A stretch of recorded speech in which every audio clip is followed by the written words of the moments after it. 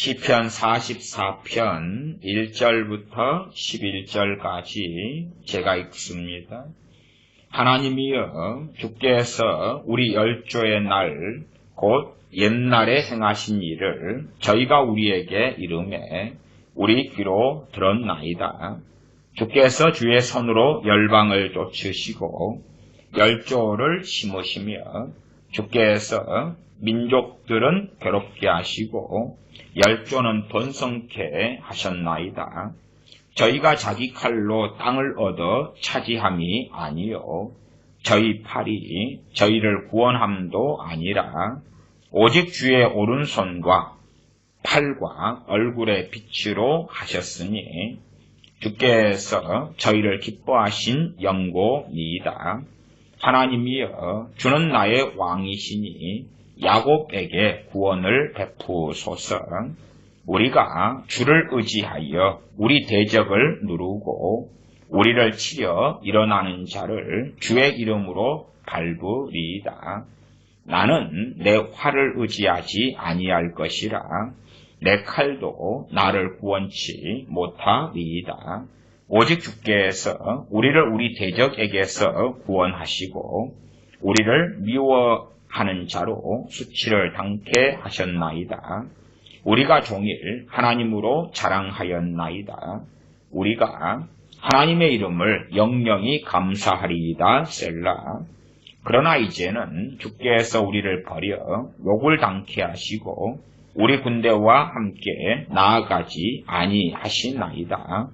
주께서 우리를 대적에게서 돌아서게 하시니 우리를 미워하는 자가 자기를 위하여 탈취하였나이다.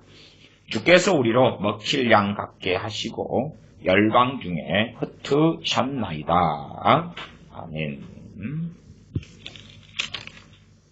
갈수록 많은 크리스천들의 지적 수준과 성경을 이해하는 수준들이 떨어져 가는 것을 봅니다. 그 중에 가장 기본적인 성경 이해다 그러면 이스라엘에 대한 이해입니다. 이스라엘이 도대체 무엇인가?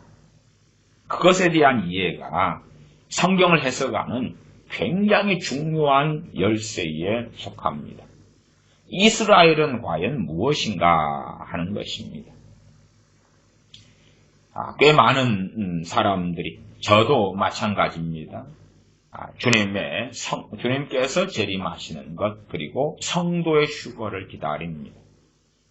주로 이제 이런 부류의 사람들이 어디에 많냐 그러면 신학적으로 세대주의 신학을 가진 사람들에게 많다. 그렇게 알려지고 또한 그것이 사실이기도 합니다. 그러나 그런 반면에 세대주의 신학 가운데에서 심각한 문제로 꼽을 수 있는 것이 무엇이냐 그러면 이스라엘에 대한 잘못된 이해다 하는 것입니다. 이스라엘에 대해서 어떻게 이해할 것이냐. 세대주의자 같은 경우는 성경에 있는 이스라엘은 지금의 팔레스틴에 있는 그 이스라엘이다. 그렇게 주장합니다. 그러한 것이 어떤 성경 본문과 상황에는 맞을 때가 있고, 그러나 다수의 성경 본문에는 틀립니다. 주로 이제 세대주의자들 같은 경우는, 지금 시대의 보편적인 교회가 대체신학을 해버렸다.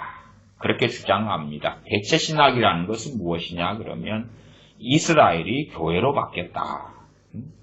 어떻게 이스라엘은 이스라엘이고 교회는 교회지 이스라엘이 교회로 어떻게 바뀌냐. 대체신학은 당연하게 틀린 것입니다. 그러나 그 자세한 내용을 이해하려고 하기보다도 그냥 피상적으로 주장합니다. 또 어떤 개신교회들, 개혁교회들도 대체신학을 주장하는 교회들도 있습니다. 대체신학도 잘못됐고 세대주의가 주장하는 그러한 이스라엘은 이스라엘이고 교회는 교회다, 그것도 잘못됐지. 성경에 정말로 제가 상식이 부족하고 지식이 부족하고 이해력이 부족하다, 그것이 시편도 오늘 본문이 44편이지요. 44편을 이렇게 손으로 체크해 놓은 다음에 에베소서를 대강 간략하게 살펴보겠습니다. 에베소서 2장을 보면 됩니다. 에베소서 2장 11절부터지요. 어떻게 이스라엘과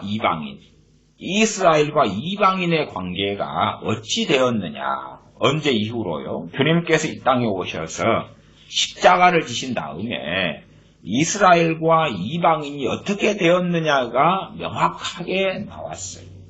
이런 에베소서 말씀도 사도 바울 서신 같은 경우는 대부분의 크리스찬들이 분량이 작고 양이 적기 때문에 또한 그러면서도 아주 중요한 성경 서신이기 때문에 많이 읽습니다.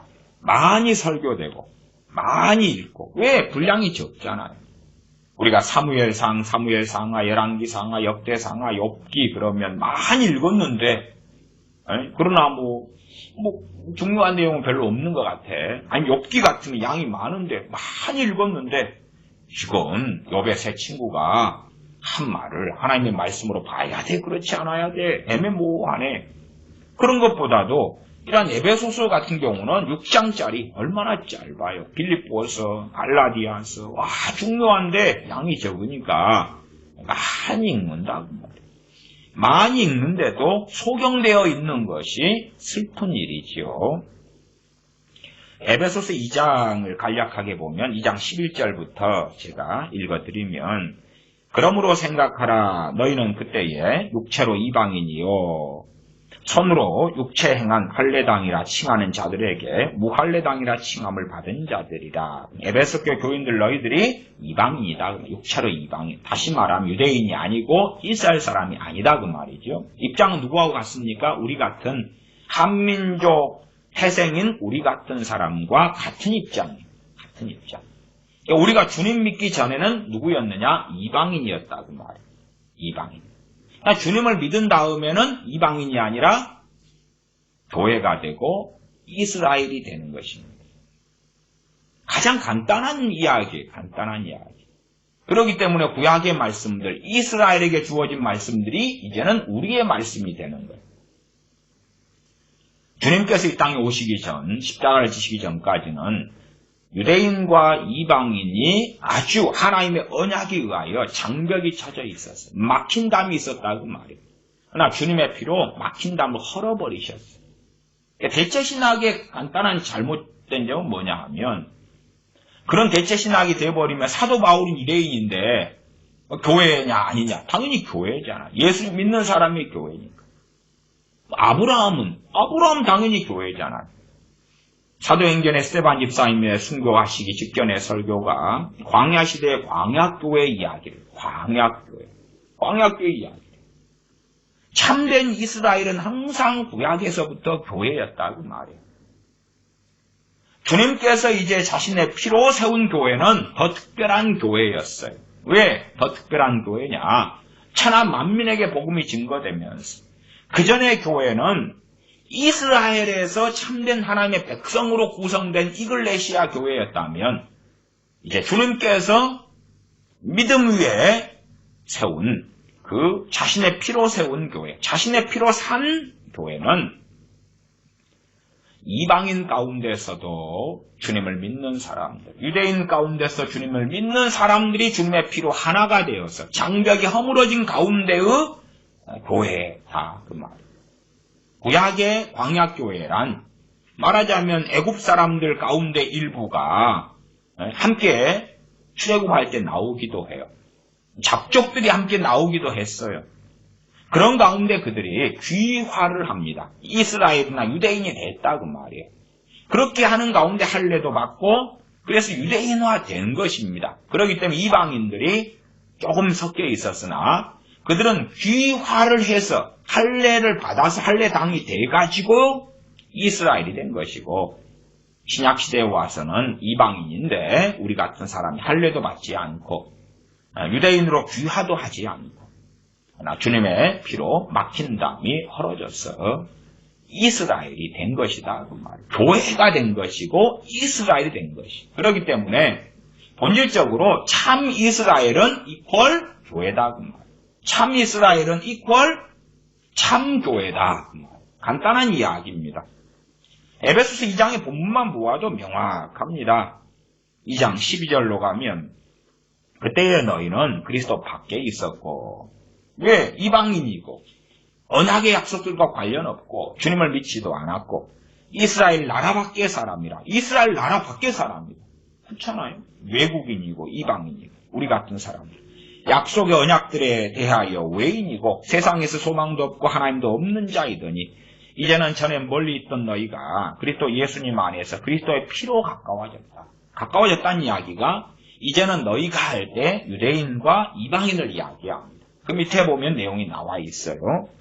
14절 그는 우리의 화평이신지라 둘로 하나를 만드사 중간에 막힌 담을 하시고 그 둘은 뭐냐 그러면 유대인과 언약의 백성들인 유대인, 이스라엘, 유대인과 이방인이에요. 이 둘로 하나를 만드셨다. 무조건적으로 모든 유대인들이나 모든 이방인이 구원받는가? 그러면 그건 완전히 종교다운주의고 그게 아니라 주님을 믿는 유대인과 주님을 믿는 이방인이 이제는 둘이 하나가 되었다. 그 말이에요. 하나가 된 이름이 뭐겠어요? 교회라든지 아니면 그대로 이스라엘이라 그러는 것이. 15절 원수된 것 곧 의문에 속한 계명의 율법을 자기 육체로 폐하셨으니 이는 이 둘로 자기의 안에서 한 세 사람을 지어 화평하게 하시고 또 십자가로 이 둘을 한 몸으로 하나님과 화목하게 하려 하십니다. 그러니까 둘이 과연 무엇이냐 할 때에 유대인과 이방인을 둘이라 그러는 것이.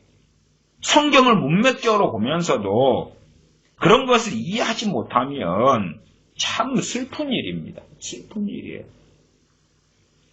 하나님의 언약 백성인 이스라엘 혹은 유대인과 언약 밖에 있는 이방인을 주님의 피로 그 막힌 담을 허셔서 둘을 하나 되게 하신 것이. 물론 유대인이나 이스라엘 혈통적, 육체적 이스라엘 유대인이라 할지라도 참된 마음속에 표면적이 아니라 유대인, 이면적 유대인이 되지 않으면 하나님의 백성 자녀는 안 됩니다.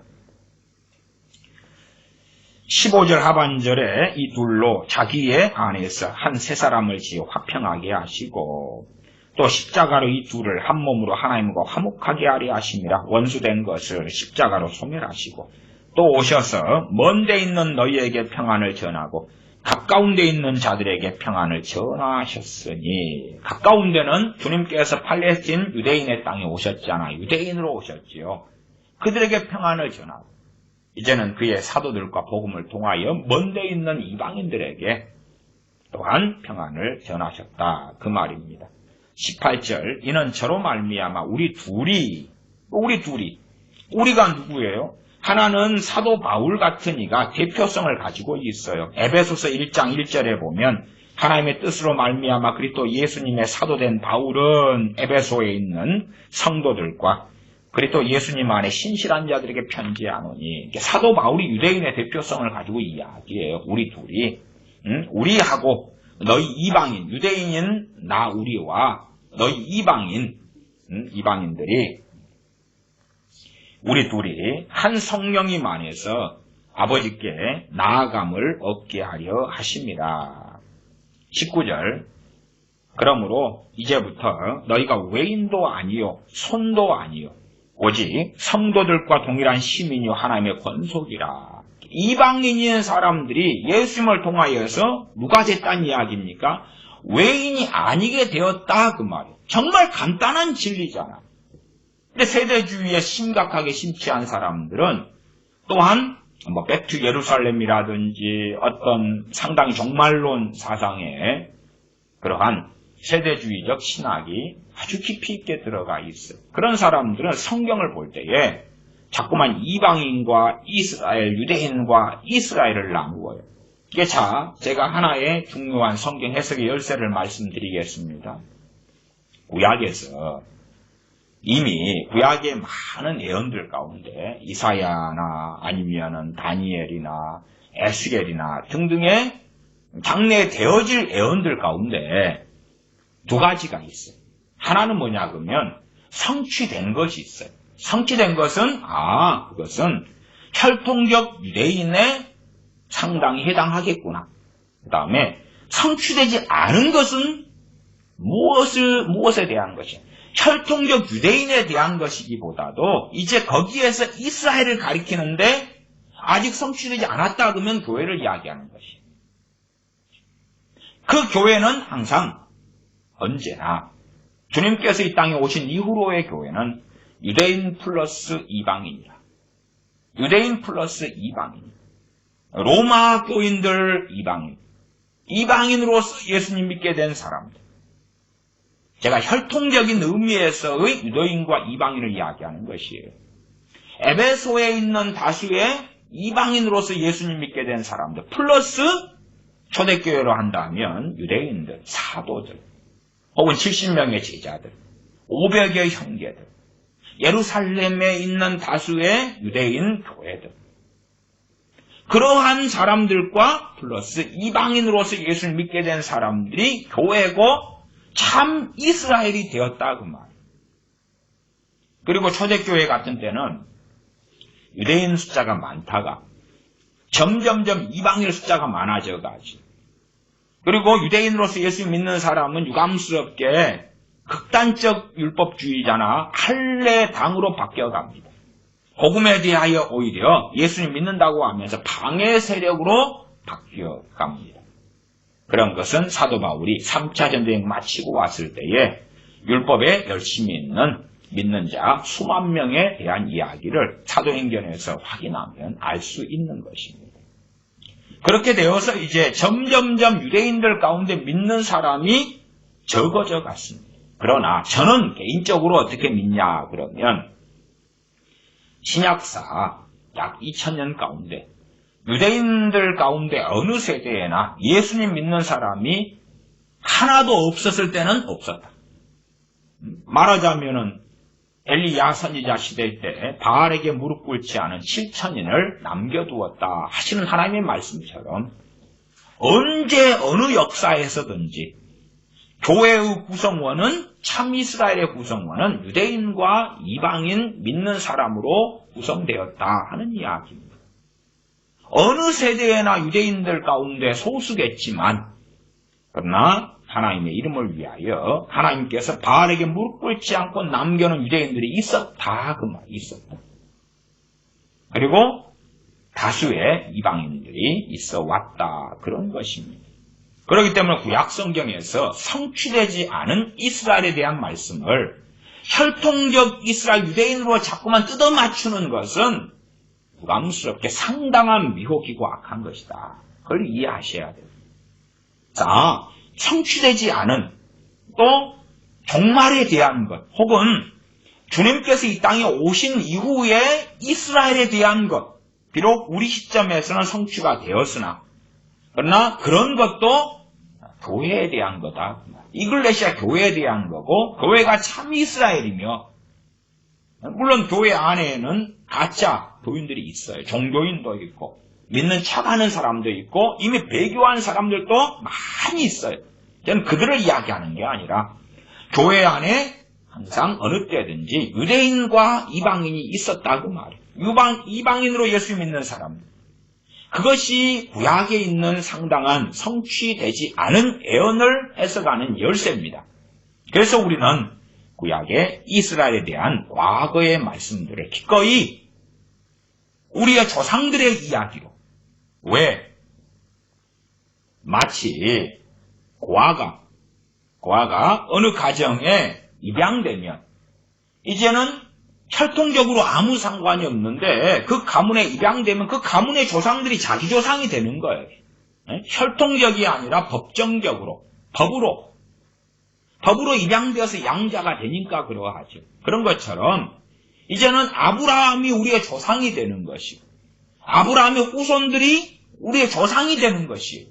물론 육체적으로는 가짜 족보긴 합니다만은 주로 이제 일제시대 한일합방이 되는 이전으로 해가지고 양반 세력이 흑격이 한반도에서 무너지면서 서로 양반되고 싶어서 당시에 족보를 어마어마하게 사고 베꼈습니다. 족보를 어마어마하게 베낀 다음에 그 뒤에 자기 이름을 썼어요. 비싼 돈 주고 족보를 베껴가지고. 실제로 한국에 살고 있는 대다수의 사람들의 조상들은 거의 대부분 노비나 쌍놈입니다. 이게 확률로 따지면 70% 이상이에요. 말이 서로들 간에 야 우리 몇 대가 나는 몇 대 손 머시기다 하지만은 조선시대는 양반 소수 그 다음에 쌍놈들과 노비로 이루어진 그러한 신분제 계급주의 사회였고 그래서 숙종 때 같은 경우는 양반 9% 쌍놈과 노비가 남은 91%였으니까 조선시대 숙종 때까지로 흘러 올라가면 한반도에 살고 있는 사람들 그 가운데 그런 확률로 따지면 91%가 조상들이 쌍놈이거나 노비였다 그 말이에요. 그러나 다 양반 후손처럼 거짓말하고 족보를 만들고 부지런히 해왔죠. 얼마나 큰 위선들입니까? 어쨌든 뭐 혈통적으로는 우리가 어디 몇 대 손이다 어째다 저째다 할지 몰라도 예수님 믿는 사람이 되었으면 이제 하나님의 나라 하나님의 백성들의 교회 이스라엘에 주님의 피로 연합되었기 때문에 이제는 믿음 안에서는 이스라엘의 조상들이 우리의 조상이 된 것이고 믿음 안에서는 구약의 이스라엘이 바로 우리의 조상의 이야기고 우리의 민족의 이야기가 되는 것이 그것이 현대를 살아나가는 크리스천 이방인으로서 예수 믿게 된 우리들에게 있어서의 이중성입니다. 뭐 나쁜 의미의 이중성이 아니라 우리가 세상 나라에 속해 있지만 더 본질적으로 하나님의 나라에 속한 사람으로 산다 그 말이에요. 하나님의 나라와 하나님의 의를 구하는 것이 최상이고 최선이고 그리고 본질적 부르심이다 그 말이죠. 세상 나라를 영화롭게 하는 것, 세상 나라를 세우는 것, 세상 유토피아 같은 대한민국을 세우는 것이 그리스도인의 부르심이 아니라 하나님의 나라를 구하며 하나님의 나라를 세우며 하나님을 영화롭게 하는 것이 최상의 부르심이다. 또한 근원적인 부르심이다 하는 것은 어리석지 않은 사람들은 압니다. 자, 그래서 다시 말씀드립니다. 구약의 애언들, 이사야든지 뭐 그런 등등의 성취되지 않은 애언들을 풀 수 있는 키워드가 뭐냐? 거기에 당연하게 대상은 이스라엘 혹은 유대인으로 나와 있어요. 키워드가 뭐냐? 성취되었다 그러면 역사 속에 볼 수 있는 거예요. 저건 말하자면 포로 귀환이다 그러면 저기는 당연하게 혈통적 유대인이구나 알 수 있는 거고. 그러나 아직 성취되지 않았는데 저것은 지금 예수님의 피로 하나된 이스라엘, 예수님을 믿는 믿음으로 예수님 믿는 유대인과 예수님 믿는 이방인인데 예수님의 피로 둘이 하나된 그러한 교회를 그러한 참 이스라엘을 이야기하는구나 하는 것을 이해할 수 있다 그 말. 이런 관점을 성경적으로 잘 이해하면 구약에 있는 상당히 많은 이사야든지 에스겔이라든지 하는 등등의 애언들이 상당히 쉽게 풀려요. 그러나 이런 기본적인 것도 이해하지 못하면 미망 속에 미혹 속에 이상한 속에 들어가고 마는 것이 혈통적 이스라엘을 통하여 뭔가가 이루어져. 그 다음에 이제 자꾸만 혈통적 이스라엘이기 때문에 장소나 지명도 현세적인 장소와 지명에 매이게 되고 뭐 그런 관점에서 주님의 재림과 휴거를 기다리는 사람들도 많이 있어요. 그러니까 상당히 많이 어긋나 버렸다는 것을 이해를 하셔야 돼요. 상당히 많이 어긋나 버렸다. 이런 기본적인 이해도 이제는 제대로 하고 있는 사람들을 보는 것이 어렵다는 것이 저는 이상한 것입니다. 왜? 그런 에베소서 2장 같은 그런 말씀들부터 시작해서 사도 바울 서신들에는 그런 말씀들이 곳곳에 나오기 때문에 그렇지. 에베소서 2장이 가장 정확하고 많은 양으로 나와 있고 그렇게 버젓이 보면서도 도대체 이해하지 못하면 어떻게 하겠는가? 그래서 구약 성경을 왜 우리 크리스천들이 봅니까? 우리 같이 이방인 출신으로서 예수님 믿는 사람들이 왜 봅니까? 그것은 이제는 믿음 안에 우리의 조상들에 대한 이야기이기 때문에 그렇지요. 그래서 신약의 사도 바울 서신들을 보면 이방인 교회들에게 너희 조상들이 그렇게 이야기해버려요. 너희 조상들이. 혹은 우리 조상들이 그러는 것이. 나 너를 포함해서. 그러한 서신을 보고 읽으면서도 이해 못해. 그러면 정말 지력이 떨어지고 수준이 떨어지고. 그러나 대한민국에 이제는 고등학교는 다 어지간히 나왔고 대학 나온 사람도 얼마나 많아요. 그만큼 학력이 높은데도 불구하고 성경 이해력은 갈수록 떨어지고 미혹과 미망 속에 들어가면 얼마나 끔찍합니까? 시편 44편으로 돌아옵니다. 시편 44편은 성경 가운데 굉장히 중요한 장이 됩니다. 물론 그 중요한 내용들의 본문까지는 제가 읽지 않았습니다. 이 시편 44편 후반의 부분에는 첫째는 주님의 고난에 대한 말씀이 나와 있어요. 주님의 고난에 대한 말씀. 두 번째는 그리스도인의 고난에 대한 말씀이 나와 있습니다. 그래서 그에 대해서 시편 44편에 조금을 보겠습니다. 조금. 시편 44편에 보면 44편 우리가 익히 잘 아는 말씀이죠. 인용되는 말씀이고요. 22절로 갑니다. 22절. 우리가 종일 주를 위하여 죽임을 당케 되며 도살할 양같이 여김을 받았나이다. 주로 시편에서의 주는 대부분은 아버지 하나님을 이야기하고요. 또 어떨 때는 우리 주 예수 그리스도를 이야기할 때가 있습니다. 다윗이 내 주께서 그렇게 두 주를 이야기하죠. 삼위일체 하나님 가운데 성부와 성자를 같이 언급을 하는 그러한 본문들이 존재한다. 그 말입니다. 여기 22절은 우리가 종일 주를 위하여 할 때 첫 번째 주님에 대한 말씀. 이 우리 가운데 주님께서 아버지 하나님을 위하여 죽임을 당케 되며 도살할 양같이 여김을 받았나이다. 주님의 순환, 주님의 십자가와 주님의 죽으심을 이야기하죠. 첫 번째 의미입니다. 그래서 23절에 보면 주여 깨소서 여주에는 아버지 하나님, 성부 하나님을 이야기합니다. 어찌하여 주무시나이까 일어나시고 우리를 위하여 영영이 버리지 마소서. 엘리 엘리 라마 사박다니 나의 하나님 어찌하여 나를 버리시나이까와 연관됩니다. 24절 어찌하여 주의 얼굴을 가리우시고 우리 고난과 죄를 잊으시나이까. 그러면 고난 속에서는 크게 두 가지 부분이 있을 겁니다. 하나는 죄로 인한 고난과 하나는 죄 짓지 않았는데 고난을 당하는 것을 이야기합니다.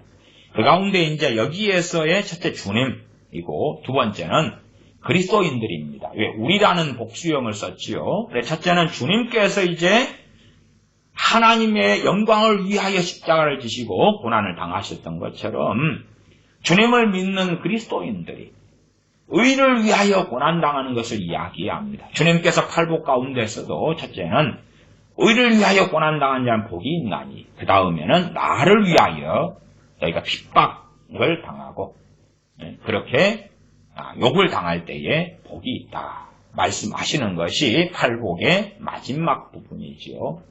그런 것처럼 어떤 크리스천 어떤 하나님의 백성이라도 죄 짓고 당하는 고난이 있고 하나는 하나님 말씀대로 사는데 고난당하는 게 있어요. 그 가운데 시편 44편은 말씀대로 사는데 당하는 고난을 이야기합니다. 조금 위로 올라가 보면 15절로 갑니다.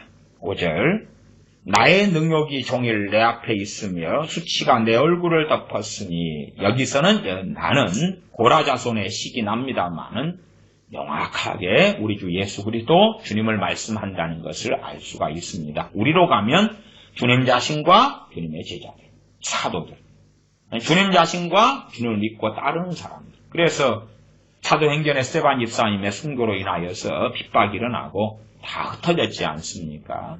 그러지 그들이 막 죄를 짓고 그들이 하나님의 진노와 징계를 당해서 흩어진 게 아니다 그 말이에요. 마찬가지로 초대교회 때에 네로 황제 등을 통한 핍박이나 그 이후에 이어지는 많은 로마 황제들을 통한 기독교인들의 학살, 능욕, 그 다음에 비극을 가져오는 일들, 많은 순교가 일어나는 일들이 그 하나님의 백성 자녀들의 죄악 때문이 아니라 의를 위하여 진리와 복음을 위하여 주님을 위하여 살면서 고난당합니다. 그것입니다. 그래서 여기에서 죄 짓는 것 때문이 아니다고 명확하게 나와 있습니다. 언제 자세하게 시편 44편을 26절까지 다 강의하면 좋겠습니다만은 26절까지는 양이 좀 많지요. 그래서 제가 간략하게 지나갑니다. 15절 나의 능욕이 종일 내 앞에 있으며 수치가 내 얼굴을 덮었으니 나를 비방하고 후욕하는 소리를 인하며 나의 원수와 보수자의 영권이다. 주님 자신에 대한 이야기입니다. 주님께서 이미 주님은 만왕의 왕 만주의 주이십니다. 언제부터요? 창세전부터. 단지 육체를 입고 사람 몸을 입고 사람으로 오신 것이, 사람 몸을 가지고 오신 것이 2000년 전일 뿐이고, 이것은 더 훨씬 전의 기록인데 주님께서 그의 종인 고라 자손을 통하여 이미 말씀하신 거다. 그 말입니다. 17절 이 모든 일이 우리에게 임하였으나 우리가 주를 잊지 아니하며 주의 언약을 어기지 아니하였나이다. 이제 우리로 돌아가려 다시 나에서 나는 주님이고 우리는 주님을 포함한 주님과 주님의 사도, 주님과 주님을 믿고 따르는 주님의 제자들. 당시에는 신약 성경에는 안디옥 교회에서부터 그리스도인이란 말이 쓰여졌고 일반적으로는 제자라. 그리스도인 크리스천을 제자라 그랬습니다. 제자의 수가 3000이나 더하더라. 그렇게 말씀하죠. 제자는 누구를 따르는 사람입니까? 주님을 따르는 사람이죠. 주님의 말과 행동, 주님의 뜻, 마음, 주님의 목적을 따라가는 사람이다. 그 말입니다. 그래서 17절에 보면 이러한 후욕, 비방, 능욕 등이 이 모든 일이 17절 우리에게 임하였으나 우리가 주를 잊지 아니하며 주의 언약을 어기지 아니하였나이다. 그러는 것입니다. 말하자면 하나님의 말씀을 지키고 순종하는데 고난이 오는 것입니다. 신약 서신들 가운데는 그리스도인들이 당하는 고난에 대한 말씀들이 많이 있습니다. 특별히 베드로 전서나 후서나 고난에 대한 핵심적인 말씀들이 많이 있고요. 그리고 데살로니가 전서 후서 정말로 말씀대로 살아가는 데살로니가 교인들인데 환난이 닥치고 고난이 닥치는 것에 대한 많은 말씀이 있습니다. 구약으로 가면 욥 같은 경우에 하나님을 영화롭게 하고 의인으로 당대 의인으로 살아가지만 그러나 그에게 고난이 닥쳐오죠. 물론 그 고난이 지난 다음에 이제 하나님으로부터 영광이 옵니다만은 그러나 고난의 때라고 생각하면 왜 내게, 욥도 그랬죠. 왜 나에게 이러한 일이 벌어지는가 하고 하나님을 원망하기도 하고 한탄하기도 하고 죽기를 구하기도 했던 것을 봅니다. 그래서 우리가 표면적, 외면적으로 어떤 사람, 어떤 크리스천이 어려움을 당한다 그럴 때에 우리가 겉으로는 잘 알기 어렵습니다. 저것이 의로 인한 고난일 수도 있고 저것이 죄악으로 인한 고난일 수도 있다 그 말이에요. 한국 교회 같은 경우는 주로 이제 이런 일을 하면 내가 복 받는다 그런 기복주의를 아주 광범위하게 퍼뜨렸습니다. 뭐 목사를 섬기면 복 받고 11조를 내면 복 받고 뭘 하면 복 받고 그러나 성경에는 두 가지가 있는 것입니다. 잘 아셔야 돼요. 하나님의 말씀대로 살아서 구약의 이스라엘이 복 받는 게 나와 있고요. 그 다음에 신약으로 오면 말씀대로 사는데 고난과 환난을 당하는 이러한 시편 44편의 말씀이 있고 신약의 무수한 그런 말씀, 팔복에 있어서도 분명히 복을 받는데 그러나 우리가 생각하는 세상의 복과는 상당히 다르다. 다르다 그 말. 달라요. 근데 우리가 생각하는 것은 세상의 복. 당연히 우리가 순종 좀 하면 돈이 떨어지고 성공이 찾아오고 승진이 되고 건강을 얻게 되고 막 이런 방식. 그러나 신약에 와서는 그것보다 더 강조되는 것이 주님을 위한 고난. 주님의 남은 고난을 내 육체에 채우느라 하는 주님을 따라가기 때문에 진리를 따라가기 때문에 형통하고 잘 되는 것이 아니라 주님과 함께하기 때문에 있는 형통과 세상 일이 잘 풀리고 잘 되고 돈을 벌고 이 땅에 떵떵거리고 잘 사는 것과 다르다 하는 것입니다. 다르다. 그래서 구약에는 말씀대로 살아가면서 얻는 형통과 복이 나와 있어요. 없는 게 아닙니다. 그런 것만 이용해가지고 성경을 가리키면 사실은 사기꾼이다 이렇게 말할 수밖에 없어요. 왜? 전체의 모습을 봐야 될 거 아니냐 그 말. 그렇기 때문에 사도행전 같은데 참 기도하고 성령 충만 받고 말씀대로 살아가는 초대교회가 핍박과 고난을 받는다 그 말이에요. 그러한 일들이 계속되고 많이 되기 때문에 베드로 사도도 베드로 전서 같은데 너희가 의를 위하여 핍박을 받는 자는 복이 있다 말씀을 하는 거예요. 그 복이 세상의 복을 이야기하는 게 아니라 하나님과 함께하며 동행하며 또한 하나님의 나라 아버지의 나라에 섰을 때에 받는 복 같은 것을 근본적으로 하며 이 땅에서는 물질적인 것보다는 영적인 것, 하나님의 은혜 속에 살아가는 것, 영광의 영이 너희 위에 계시도다. 너희가 의를 위하여 핍박을 받을 때 성령님께서 너희와 함께 계시다. 그게 가장 놀라운 복 중의 복이다 그 말이에요. 그런 것을 황금 만능주의, 물질주의로 변질시켜버린 일들이 너무 많다 그 말이에요. 시편 44편은 능욕을 당하며 수치를 당하며 열방에 흩어지며 그런데 무엇 때문에요? 말씀대로 살기 때문에. 하나님을 의지하는데. 시편 44편이 그래서 막 죄 짓고 회개하고 가슴을 치고 통회하고 하나님 우리의 죄 때문에 이 되었습니다. 그러한 시편들이 많은 중에 그러한 시편이 아니에요. 그래서 첫 번째는 주님 자신에 대한 그러한 애언과 되어질 말씀이 나와 있고 두 번째는 주님을 따르는 제자들이 또한 주님을 참으로 순종하며 함께하는 그리스도인들이 주님을 위하여 또한 의를 위하여 고난당하는 인생을 사는 것에 대한 그런 말씀이 나와 있다 하는 것입니다. 그래서 시편 44편은 사실상은 많은 사람들에게 즐겨 읽혀지는 시편이 아닙니다. 그러니까 별로 관심이 없어요. 그냥 44편에 있는 22절 같이 이건 주님에 대한 말씀이다. 우리가 종일 주를 위하여 죽임을 당케 되며 도살할 양같이 여김을 받았나이다. 그렇게 하고 지나가는 거예요. 근데 여기에서는 내가 그렇게 표현 안 된 게 아니라 우리가 그랬어요. 왜 우리가 쓰였는지도 이해하려고 안 해요. 왜 우린지, 주님 자신이면 나 그렇게 하고 끝날 텐데 왜 우린지를 설명도 안 하고 알려고도 하지 않고 그냥 이런 시편 44편에서 그런 한두 절 쓱 뽑아내고 덮어버리는 것입니다. 왜? 말씀대로 살아가는데 환난당하고 고난당하며 비참한 삶을 살아가는 하나님의 백성에 대한 이야기, 그리스도인들에 대한 이야기가 나와 있기 때문에 그렇지. 또 신약 서신서들에서는 또한 신약 성경들에는 명확하게 많이 발견할 수 있기 때문에 그러하지. 덮어버리는 것이. 왜? 많은 목사들이 헌금을 교회 안에 끌어들이려면 기복주의를 전해야 되거든. 1000번째 예물을 드려라. 응답된다.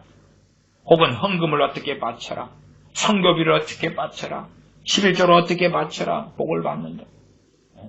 그렇게 해서 무작정적인 100배, 60배, 30배를 거둔다고 허황된 소리를 해야지만이 교회에 재정이 늘어가고 재정이 늘어가면 그만큼 목회자가 많이 가져가고 그러한 구조로 만들 수 있기 때문에 그렇지.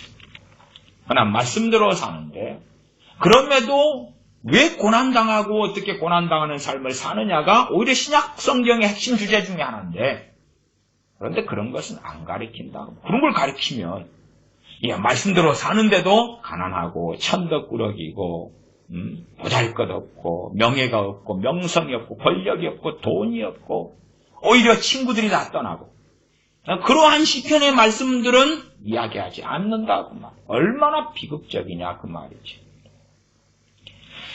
그런 가운데 이제 제가 시편 44편 1절부터 11절까지 읽었는데 그 내용들하고 이제 앞에는 좀 다른 내용들이 있습니다. 그래서 시편 44편 1절부터 읽어갑니다. 하나님이여 주께서 우리 열조의 날 곧 옛날에 행하신 일을 저희가 우리에게 이름에 우리 귀로 들었나이다. 이것도 이제 열조의 날 그러니까 열조가 누가 되는 것입니까? 우리 이방인으로서 부르심 받았어. 우리 주 예수 그리스도의 피로 믿고 구원받은 우리들. 우리들의 조상의 이야기가 이스라엘 이야기가 되는 것입니다. 우리 조상들을 출애굽시키셨네. 우리 조상들을 고레스 왕을 세워서 포로 귀환하게 하셨네. 그러지. 저 유대인에 대한 이야기구나. 그리 되면 정말 뭘 모르는 사람이다. 뭘 모르는 사람. 이거 그대로예요. 우리 열조의 날. 그렇지. 믿음으로 인하여 이제 우리가 이스라엘에 연합되게 되었구나. 참 이스라엘에 들어오게 되었구나. 얼마나 놀라운 복인가. 왜? 구약에 있는 언약들은 누구에게 주신 것입니까? 이방인이 아니거든요. 이스라엘이거든요. 유대인에게 주신 언약이거든요. 약속들도 그러합니다. 그러나 그 약속들을 왜 우리 그리스도인들이 내 것으로 우리의 것으로 아멘할 수 있느냐? 이방인과 유대인의 그 막힌 담을 주님의 피로 무너뜨리셨기 때문이다. 이 둘을 하나로 만드셨다. 말씀하기 때문에 그래요. 개혁성경 같은 경우는 이제 문맥을 잘 이해하면 잘 압니다만은 개혁성경 말고 새롭게 번역되는 성경들은 유대인과 이방인 이런 표현들을 잘 사용하기도 합니다. 그래서 이해력이 떨어지는 사람들은 그런 새롭게 번역된 성경들을 보면서 미련하지 않게 이를 이해할 수 있다는 것을 아시면 좋겠습니다.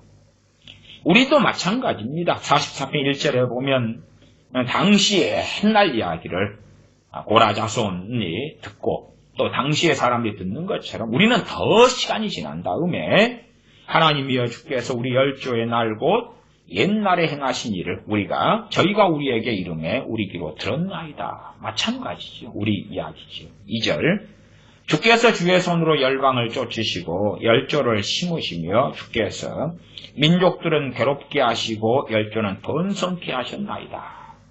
하나님의 택하신 백성이기 때문에 번성하게 하셨는데 민족들은 괴롭게 하셨다. 그 말. 우리가 이제 이스라엘 옆에 있었던 소위 시리아라든지 이런 후손이다고 그러면 민족들을 괴롭게 하셨나이다. 그런데 우리 조상들이었네. 육체적으로 그렇게 생각할 수 있겠지요. 그러니까 하나님께서 이스라엘을 번성케 하시려고 블레셋이나 주변의 아람, 암몬, 모압 이런 데를 괴롭게 하시는 거예요. 시리아 이런 데를 괴롭게 하시는 것이에요. 그리고 열조는 번성케 하셨나이다. 말씀합니다. 3절 저희가 자기 칼로 땅을 얻어 차지함이 아니요. 이스라엘이 잘못돼 버릴 때는 어떤 때냐? 그러면 내 칼로 내 힘으로 내 능력으로 이 땅을 차지했다. 그러면 하나님하고 이제 등을 돌리게 되는 것입니다. 이것은 정말로 대한민국과 어찌 이리 비슷한지 모릅니다. 대한민국은 정말 비참하게 가난하게 살아왔던 민족이었고 그리고 아주 작은 땅덩어리에 불구하고 가진 것도 없고 천연 지하 자원도 없고 그렇게 해서 정말 거지 같은 과거 일제시대 초만 해도 선교사들이 들어오고 외국인들 들어왔을 때에 한양만 해도 한양에 널린 똥덩어리 때문에 온갖 더럽고 지저분한 것 때문에 기절하고 절도하고 쓰러졌다는 이야기까지 있습니다. 나아가서 당시에 너무 가난해서 단벌 옷. 왜 백이민족입니까? 그것을 염색하고 디자인할 그 정도의 어떤 경제력이 되지 않기 때문에 그래요. 그냥 가장 싼 옷감. 그리고 지금이야 이제 가져서 노인분들 돌아가시면 이런 장례식 300옷을 해입 모시옷 300옷 장례식 옷을 돈 얼마짜리 산다 어쩐다 그러고 그러지만 제 옛날 이야기로 하면 70년대 이런 이야기면 노인분들이 너무나 가난하고 힘들게 살아왔어. 그래서 아직도 살 날이 10년 20년 남으신 분들도 자기 죽을 때 입을 옷을 미리 준비를 하셔요. 왜냐 그러면 그 노인분들의 처녀 때나 흘러가면 너무 가난하고 비참해서 죽으면 시체에서 옷을 벗겨가 버렸거든. 거적대기에 쌀 돈도 없고. 그래서 이 조선 후기로 가면 뭐 그전에도 말할 거 없습니다만 사람이 딱 죽잖아. 길 가다가 죽으면 한 벌밖에 없으니까 그 옷을 벗겨가 버리는 거야. 벗겨가 버려. 그러면 이제 벌거벗은 시체가 누워 있는 거야. 그 질질 끌고 가가지고 구덩이 파서 넣는 것이에요. 그 다음에 좀 이제 살만해져서 야 나는 그렇게 안 돼야지. 그리고 자기 장례식 때 입을 옷을 노인 양반들이 막 준비해 왔던 것이. 그렇지 무슨 언제 떵떵거리고 살았는가. 그렇지 않아요. 아주 거지민족. 아주 양반 쌍놈 나누어지고 당시에 쌍놈들 이렇게 표현할게요. 천민들, 상민들 요즘에는 뭐 평민 이렇게 올리지만 다 거짓말이고 이제 이 사람들은 농민들이고 세금을 약탈하고 그래요. 50%씩 빼앗아가고 60%, 70%까지 빼앗아가고 그렇죠. 그러니까 너무 살기 비참하고 그 다음에 산들이나 이런 건 양반들이 가지고 있으니까 겨울엔 땔감이 없으니까 몰래 가족들 얼어 죽어가니까 땔감하러 가다가 걸려가지고 멍석말이 당하고 맞아주고 그래서 이제 한국에는 도서 섬들이 있으니까 섬으로 도망가면 섬으로 간 사람들 잡아다가 다 죽여버리고 그랬어요. 왜? 그리 가면 세금을 거두러 못 가잖아. 양반들이. 다 잡아 죽여버려. 그런 것이 조선시대인데. 네? 다행히 뭐 저도 조선시대 이야기를 옛날부터 종종 해왔습니다만은 최근에 뭐 그런 리섭TV나 윤튜브나 이런 데서 조선시대 이야기를 좀 하고 또 이승만 학당 이런 데서 조선시대 이야기를 잘 하고 있어서 뭐 크게 언급할 필요가 저같이 말씀 잘하는 사람이 역사 이야기 할 필요가 좀 없어져서 감사하게 생각해요. 조선의 실상에 대해서 알지도 못하고 역사에서는 조선의 환상만 심어지고 조선에 배경된 드라마를 만들어가지고 무슨 이상한 허구적인 이야기나 올리고 옷 하나 거지 옷 입고 누더기인데 그것도 사람이 죽으면 벗겨가는 나라가 조선 말기 한일합방 되었을 때도 그런 상황에 비극이다. 물론 일본의 그 한일합방이나 그 악행에 대하여 우호하는 건 아니나 한일합방 된 다음에 노비나 쌍놈들은 살기 좋은 세상에 왔다. 그런 세상에 왔어. 참 역사에 대해서 그렇게 이해하거나 알려고 하지 않는 사람들 또한 역사의 왜곡에 대해서 역사가 왜곡되면 나라가 온갖 악으로 가득하게 되는 것입니다. 악으로 가득해요. 왜? 역사를 통하여 자기들의 이 악한 공산주의 사상을 통하여 죄인과 의인, 악인을 나누기 때문에 그렇지. 끔찍한 일이죠. 공산주의 사상도 무서운 점이 뭡니까? 프롤레타리아는 의인이고 부르주아는 악인이 되는 거지. 부르주아라는 계층이 주로 기업가 계층인데 기업을 하니까 일자리가 1000개, 10,000개가 만들어지는 거죠. 기업가가 없으면 그래놓고도 대기업은 들어가고 싶죠. 참 이 무서운 사회주의 공산주의 사상. 그러니까 걔네들이 요즘에는 가난 코스프레를 하잖아요. 가난 인증이라 그래요. 내가 얼마나 가난한가 거짓말을 하고 심지어 어떤 좌파 사람은 강남에 사는데 야 나는 재산이 35억밖에 없어. 그러잖아요. 35억. 100억은 있어야지. 나는 지금 프롤레타리아야. 저 부자 목사인 김동호 목사. 김동호 목사가 뭐 했던 게 그랬잖아요. 청렴하고 결백하다. 근데 그게 아니라 연봉이든 뭐든 어마어마하지. 한번 설교 가면 어마어마하지. 그래놓고 이제 나는 가난하다 그러는 거예요. 비교 대상은 누구냐? 당시에 최고로 성공하고 잘 나가는 조영기 목사님. 그의 월급, 그의 소득. 비교할 때 나는 그와 방불한 자다. 한국교회에 영향력을 미치며 또 유익을 끼치는 정도가 그에 못지않은 사람인데 나는 그보다 적은 하여튼 단위가 그냥 10억 단위 넘어가니까 뭐 그런 이야기 안 하려합니다. 기준이 틀린 거죠. 나는 서민이다. 서민 코스프레 하는 거지.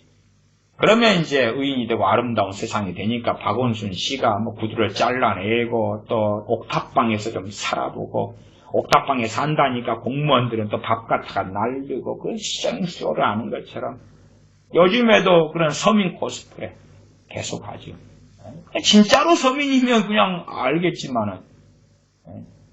참 입이 더러워지니까 그런 이야기 안 하려고 그러는데, 나는, 무슨 기독당을 만들어서 하니라고 133억을 썼다.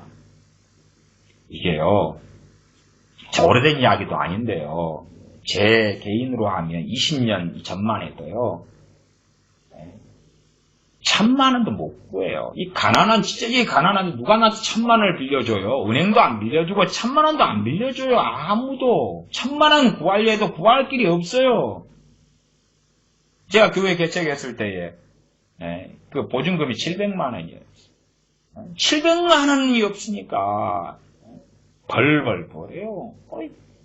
그때는 뭐 제 믿음이 있다 그래도 염려가 되니까 700만 원 언제까지 해주기로 했는데 700만 원 없으니까 벌벌 벌어요. 그때가 한 16년 전이나 17년 전이나 그러죠. 2004년이니까 16년 전이 되겠네요. 700만 원 없어요. 700만 원. 그러니까 여기저기 사정하는 거예요. 나 돈 좀 빌려달라고. 분명히 그 돈이 그때는 들어올 거라고 믿는데 그래서 그 돈이 딱 700만 원 주기로 한 날에 들어왔어요. 했는데 이제 돈도 따로 빌려놨죠. 믿음이 없으니까 빌려놨어요. 1,000만 원? 아이고. 그 임대 교회에서 3년 있다가 이제 새로 옮긴 데에는 거기가 이제 보증금이 1,000만 원이었어요. 그러니까 그 3년 사이에 겨우 300만 원을 모았어요. 300만 원. 누구는 뭐 133억을 뭐 기독당을 만들어 쓰니라고 썼다 그러는데 또 한기총 대표장 되는데 1억 5천을 내놔야지 되는 거거든요. 1억 5천이 있어야지만 1억 5천을 먼저 내놔야지 후보가 되는 거예요. 그러면 그 중소교단들 사람 1억 5천이 어디 있어요? 그 가난한 목사들. 1억 5천 이제 한 번 내서 했고 1억 5천 또 내서 또 하고 돈이 그러니까 그런 양반은 결혼하기 전에도 자기 장모가 용돈을 뭐 한 번 줄 때 50만 원씩 줬다 그러잖아요. 50만 원이 당시에요. 서울의 가장 좋은 아파트, 자기 입으로 하는 이야기예요. 가장 좋은 아파트, 서초구에 뭐 이런 아주 좋은 아파트가 그때가 400만 원이에요. 400만인데 일주일 용돈이 50만 원. 옛날 이야기죠. 옛날 이야기. 이런 이야기가 1970년대 이야기라요. 그러니까 100억 단위 뭐 그런 돈을 입에 심심하면 끄집어 올리지. 100억? 1,000만 원을 머리에 깔고 죽을라 해도 물고 죽을라 해도 없었어요. 처음에 코스프레를 하려면 제대로 해야지 속지. 제대로 해야지. 근데 온갖 선거법 위반으로 감옥에 들어간 2개월, 이런 것을 3개월인가, 2개월인가, 선거법 위반을 해가지고, 지금도 선거법 위반으로 지금 걸릴 발언들을 충분히 하고 있는 어떤 사람이, 그것을 마치 애국을 위한 것이냐, 포장하고 바꾸고, 자기 기독당 선거법 아니라고 위반해가지고 미리 해서, 그래서 얻은 게 2016년에 77만 표 아니에요. 그 위반해가지고 한 것을 애국으로 다 포장하고, 좌파의 공격으로 포장하고, 이 백주대낮에 다 벌어진 일을 그렇게 거짓말을 하면. 근데 사람들이 믿는다는 게 놀라운 거죠. 왜? 버튼 몇 개 누르면 다 확인되는 것을. 참, 저는 무서운 어떤 흐름을 봐요. 무서운 흐름. 그리고 이제 서민 코스프레를 계속 하는 거예요. 박원순이나 좌파애들은 똑같잖아요. 강남에 내가 지금 살고 있는데 살아보니까 별거 아니다. 또 누구는 김현민가, 어디가 물이 흐려졌다, 난장판을 피우고, 또 주택이나 토지 공유제를 해야 된다는 둥, 아니면 주택 매매할 때, 아파트 매매할 때 허가제를 해야 된다는 둥, 미쳐가지고 날뛰는 거죠. 그러면서 좌익애들이 쓰는 것이 서민 코스프레. 근데, 모양이 좌나 우나 하는 짓이 둘 다 독재고, 둘 다 공산주의고, 자유민주주의를 이해는 하나? 이해하지 못해요. 정말, 한심한 시대입니다. 한심한 시대. 44편 3절, 대한민국은, 48년에 세워진 나라고, 하나님의 은혜로 세워진 나라고. 그래서 이제, 이 정도면 떵떵거릴만 하다가, 기본적으로 1980년부터 그래도 2020년 올해도 됩니다. 그렇게 40년 또 앞으로 또 40 몇 년 그 이상을 누릴지 모릅니다. 그런데 그런 나라가 어떻게 주어졌느냐? 한민족의 능력 때문이 아니다. 잘나서가 아니다 그 말이 아니에요. 스페인이라는 나라가 지금 한국보다 못하지 않습니까? 경제력도 그렇고. 근데 이제 스페인이라는 나라는 얼마나 과거의 강대국이었고 라틴 아메리카를 장악하고 있었고 여기에서 금을 캐가고 모든 걸 다 식민지로 누리고 그런 나라. 과거의 포르투갈 함대, 스페인 함대 그런 나라들을 그냥 따라잡아버린 거예요. 몇 년, 몇십 년 사이에 따라잡고 추월해버린 거예요. 그들이 누렸던 말하자면 최소 수백 년의 그 부를, 수백 년의 그 영광을. 왜요? 하나님의 은혜로 주어졌습니다. 하나님의 은혜로 주어졌습니다. 문제는 요즘의 젊은 세대나 상당히 많은 사람들이 원망, 불평을 인해서 나는 당연히 누릴 걸 누리고 있고 그리고 더 못 누리고 있다. 저 부르주아가 저 재벌이 내 걸 가져갔다. 빼앗아내야 된다에 선동되어 있는 거예요. 제 어릴 때는 화장실이 주로 푸세식 변소였으니까 그리고 집 동구 밖에 있으니까 또 섬에 외가나 이모집이나 또 본 아버지 사는 큰 집에 가면 화장실이 그냥 용변을 보면 그냥 화장실이 똥이 튀어가지고 엉덩이가 다 더러워지는 거예요. 밤 되면은 전기가 없으니까 캄캄한데 장님처럼 벽을 더듬어가지고 가면은 산속에 아무도 없는 산속에 화장실이 있으니까 무서워서 벌벌벌 떠는 거예요. 제발 사정하는 거예요. 밤에 되면은 나랑 같이 화장실 좀 가달라고 변소 좀 가달라고 사정하면 또 안 한다는 거예요. 나도 가기 싫다는 거예요. 추워서 안 간다고 무서워가지고 가야 되는 거예요. 그래서 어릴 때 제일 부러웠던 건 어떻게 요강 하나 장만하지 못하나. 요강이 있으면 부자였거든. 요강을 다 깔고 이제 할아버지 할머니들은 다 거기에 용변을 본단 말이에요. 아이 부러워 죽겠다. 나도 요강만 있으면 저 무서운 동구밭 변소로 가지 않는데. 그래서 저는 그런 엉덩이가 막 튀고 이렇게 하는 그런 변소, 또 무서운 그런 변소보다 훨씬 더 가난한 집인데 저 외갓집이 좀 마음에 들었어요. 왜 외갓집이 마음에 드냐 그러면 더 허름하고 더 산속을 산을 넘어서 깊이 들어가고 화전면 난민으로 살다가 그런데 맷집 안 사는 그런 비참한 동네인데 그리고 그늘이 지고 농사도 잘 안 되고 겨우 물 쫄쫄쫄 나오면 그거 받아서 먹고 그런 데인데 화장실이 마음에 들었거든요. 왜 화장실이 마음에 들었냐 그러면 이 두엄 거름더미 화장실이었어요. 그래서 땅을 대강 파요. 재치기 하듯이. 재치기 있잖아요. 이렇게 재치기 하듯이 땅을 조금 파가지고 큰 나무 짝대기 하나 놔뒀어요. 그러면 용변은 거기다 봐요. 그냥 이 높이가 이런 땅을 좀 이렇게 긁어내면 이만큼이잖아요. 그러면 거기다 용변을 봐요. 너무 큰 걸 보면은 알죠? 그래서 용변을 보면 엉덩이에 튀지를 않아요. 그 다음에 이제 거름으로 이렇게 덮어요. 덮어가지고 나무 주걱으로 저리 딱 제껴놔요. 그러면 야 엉덩이가 너무 상큼한 거예요. 왜? 막 똥물이 튀지를 않으니까. 그런 화장실만 해도 난 너무 좋았어요. 지금 세대는 그 수세식 화장실. 옛날에 80년대 초에요.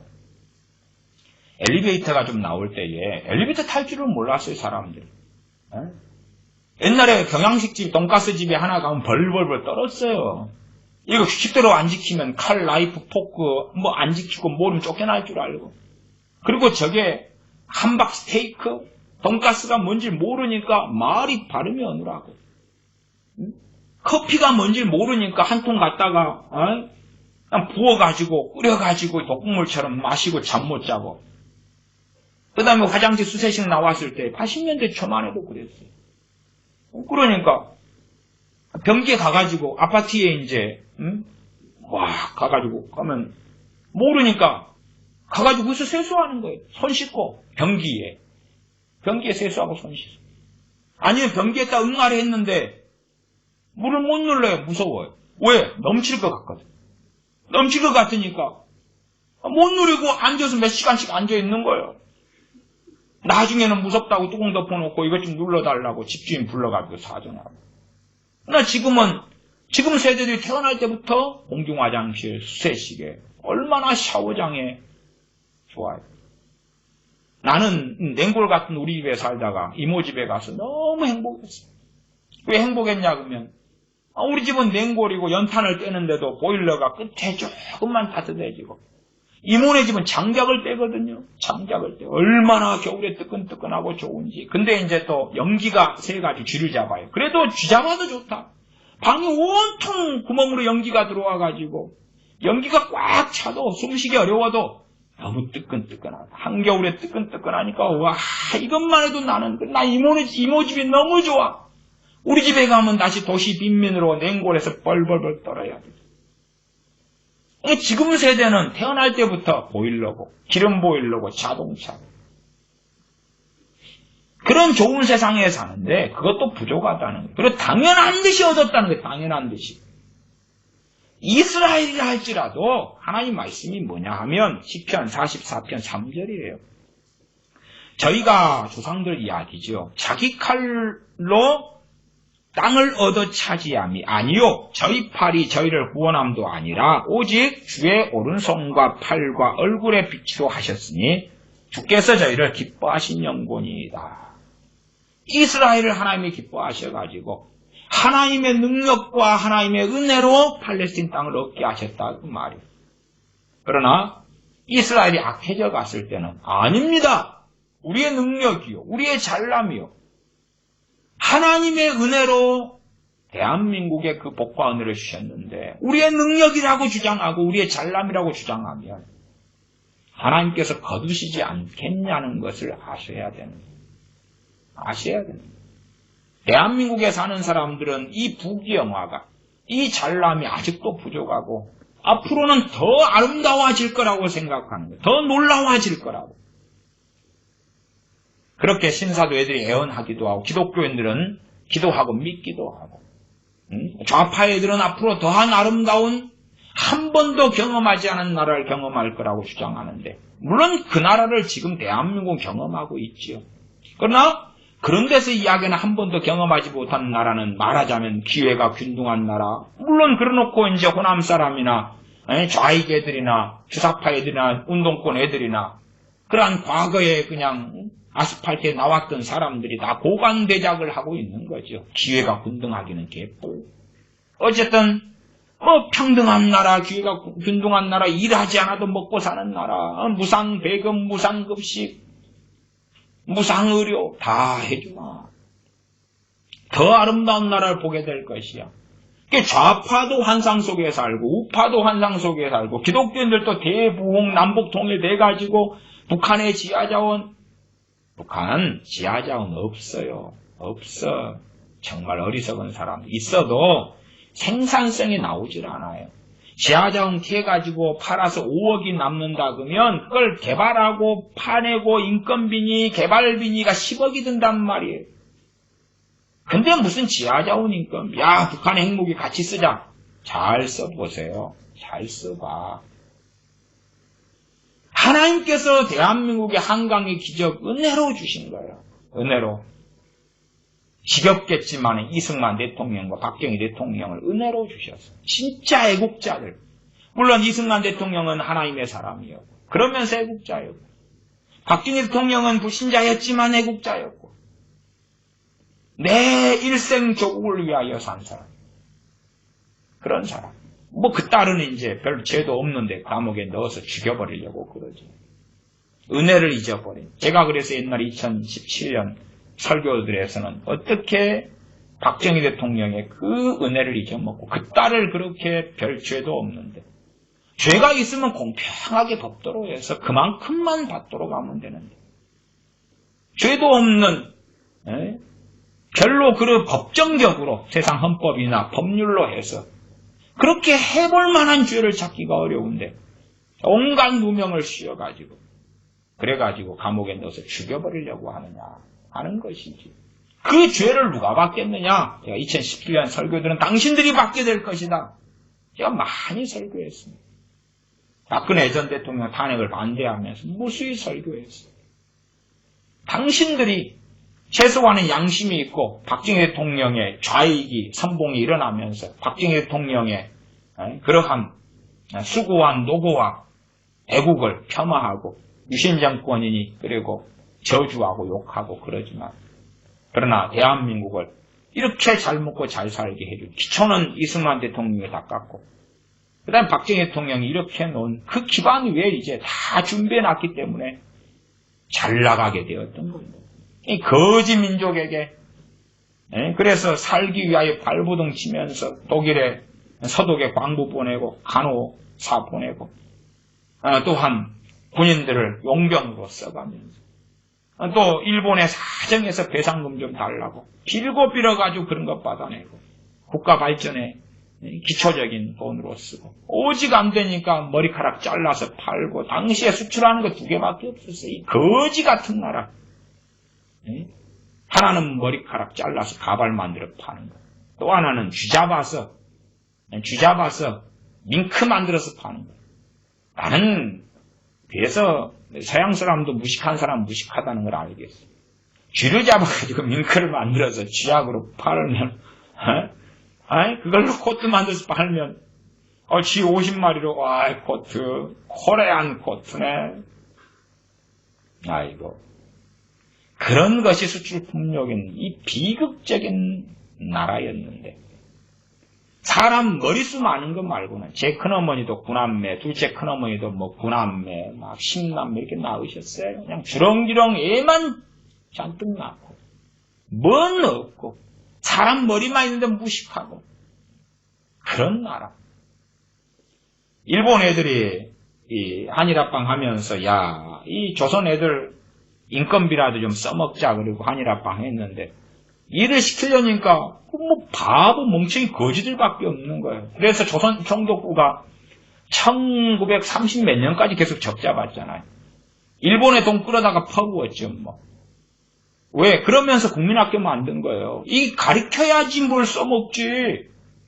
가르쳐야지 써먹지. 그래서 일본 기업들 처음에 들어와서 조선 사람들 고용에다가 쓰려 했는데 기업들이 들어올 수가 없었던 거예요. 그 30년대가 넘어가니까 들어온 거예요. 왜? 그때쯤 되니까 이제 한일합방이 1910년인데 일본도 짠하지. 참 일본 사람들. 일본에 칭송하자는 건 아니야. 악은 악이고 좋은 건 좋은 거고. 일본 정부에서 1945년 8.25 해방됐을 때 그 기간 산업들 다 폭파시켜버리고 없애버려. 그런데 일본 기업하는 사람들 그대로 다 넘겨줬어. 그대로 다 넘겨주고 손도 안 대고 다 주고 나왔어. 물론 일본 정부는 그 조선에 남겨둘 필요 없어. 다 박살내버려. 안 그러고 그대로 줬어. 일본 사람들이 그때 당시 일제시대 때 한반도에 와서 돈을 꽤 벌었어요. 왜? 돈 버는 길이니까. 그 사람들은 똑똑하고 배운 게 있으니까. 그래가지고 와서 노동한 것을 사진 찍어가지고 징용이다. 그리고 사진 찍고. 강제 징용이 없었다는 건 아니에요. 그러나 팩트를 가지고 말해야지. 일본에서 한반도에 노동원 사람들 사진을 찍어가지고 강제 징용자다고 거짓말하면 그러고 살고 싶어요? 언제? 김영삼이 때. 반일 엄청 일으켜가지고. 그러니까 일본에 돈만 있으면 IMF 안 터졌는데 일본이 등 돌려버린 거 아니에요. 오히려 돈 갚아. 달러 부족한데 돈 갚아 해서 가져가 버린 거 아니에요. 그렇게 영삼이가 지내면서 반일 일으켜가지고 반일 코인 좀 타먹으면서 장로라는 작자가 별로 우상숭배 다 해가면서 그게 한국 교회의 패망의 열매라. 그래서 제가 대한민국 한국 교회의 이 비극의 열매가 이젠 눈에 보일 정도가 누구였냐? 그게 영삼이었다고 이야기하는 거예요. 지금 문재인이 일어나가지고 이렇게 된 것 같냐? 아니다. 개캐묵은 소리 하지 말아라. 그건 말도 안 되는 소리고 영삼이 때가 이미 기독교인의 열매가 그 김영삼이 장로 아니냐? 응? 장로 아니냐? 그런 사람을 이제 보수 우파 중에서도 김무성이가 그러나요? 그렇게 추종하고 따르고 종자들이 같은 종자들이니까 그렇지. 하나님의 은혜로 주신 땅이에요. 이스라엘도 하나님의 은혜로 주셨다 그 말이에요. 그것에 대하여 우리 힘과 능으로 했다. 하나님께서 때가 되면 걷어가 버리시죠. 걷어가기도 쉬워요. 이게 수출로 해서 먹고 사는 나라이기 때문에요. 예를 들어 삼성 같으면 삼성이 대한민국의 수출의 20%예요. 삼성 하나만. 그 다음에 수입으로 돈을 삼성이 벌어들인 돈이 대한민국 전체 GDP의 17%예요. 다른 말로 하면 지금도 대한민국이 벌고 있는 돈보다 더 많이 써요. 더 많이 써요. 빚내가지고 쓰고 있단 말. 채권을 찍어내고 아니면은 연금 돈을 빼돌려가지고 쓰고. 그래서 부채가 굉장히 많은 부채 차지하는 것이 연금 빼돌려가지고 쓰니까. 연금은 나중 되면 줄게. 당장은 갖다 쓸 거야. 그런 짓거리 해야 되니까 그렇죠. 네, 그래서 말하자면 내가 한 달 소득이 300만 원이다. 근데 내가 400만 원 쓰고 있다. 그런데 이제 300만 원, 200만 원이 되면 차이는 200만 원이 더 날 거 아니에요. 100만 원에서 200만 원 빚이 더 생기는 것처럼 대한민국의 큰 경제 규모에서 삼성 하나 무너져 버리면 쉽지요. 수출의 20% 차지하고 그 다음에 그것이 삼성이나 대기업이 무슨 일을 해요? 도미노처럼 다 얽혀있다고 말이에요. 거기에 많은 중소기업들 다 얽혀있는 거예요. 대한민국의 원전 산업을 쟤들이 좌파 애들이 끝장을 내버리려고 그러죠. 끝장을 내버리려 할 때의 비극이 뭐냐 그러면 순식간에 원전의 산업을 일으키려고 수십 년 들였던 그 기간이 한순간에 무너져 버려요. 왜냐 그러면 이 중소기업들이 부분마다 기술을 가지고 있는데 그것을 이제는 납품할 데가 없어져 버리니까 그 기술이 다 문 닫고 없어져 버려요. 그 다음에는 새롭게 못 일으키는 거예요. 그럼 원전 하나 가지고 딸려있는 대한민국 기간 산업이 얼마나 많고 사실은 황금알을 낳는 거위 같은 것이 대한민국 원자력 기술이단 말이에요. 수출해가지고 어마어마한 돈을 벌어들일 수 있는 또 벌어들였던 그 기간 산업이 원자력 기술이단 말이에요. 또 그거 송두째 들어먹고. 그러나 무너진 다음에 다시 일으키기는 쉬우냐? 아니요. 그건 이제 거의 불가능한 선으로 가는 것이에요. 심지어 대학교도 원자력 학과 그러면 학생들이 지원을 안 해요. 이제 다 전과해버리고. 왜? 취업이 안 되는데 장래가 없는데. 그런 비극의 길을 걸어가고 있어요. 코드 몇 개만 돌려버리면 수출해서 먹고 사는 나라 그 돈이 들어와가지고 그 돈을 돌고 돌리는 거예요. 수출해서 들어와가지고 그 기업이 벌어들여 와서 그걸 월급 주고 그 사람이 미용실 이용하고 식당을 이용하고 관광을 가고 물건을 사고 그 돈이 또 돌고 그렇게 해서 자영업자가 벌어가지고 또 자기는 자기대로 쓰고 그렇게 해서 도는 것이 대한민국 경제란 말이에요. 이 간단한 것도 이해 못하는 어리석은 사람들이 많아요. 그냥 화수분처럼 대한민국 안에서 돈이 펑펑펑 솟아난다고 생각하는 거예요. 수출해서 먹고 사는 나라가 대한민국인데 문만 막히고 무너지면 그러면 별 볼 일 없는 거지 국가는 아닐지 몰라도 전락하는 거예요. 먹고 살 게 없으면 에어컨 떼어서 먹나요? 핸드폰 씹어 먹을 거나요? 냉장고 먹을 거나요? 아니면 아파트 어디 콘크리트 뜯어가지고 먹나요? 기름 한 방울 나지 않는 나라가. 그런 비극 속에 들어가려고 그래요. 왜? 교만 때문이지.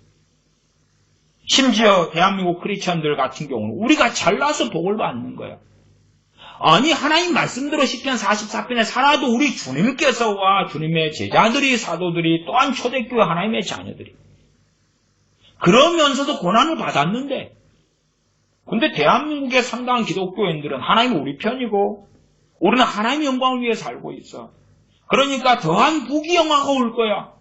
우리가 잘나고 우리가 똑똑하고 우리가 말씀대로 살아서 더 아름다운 세상이 올 거야라고 꿈꾸는 거예요.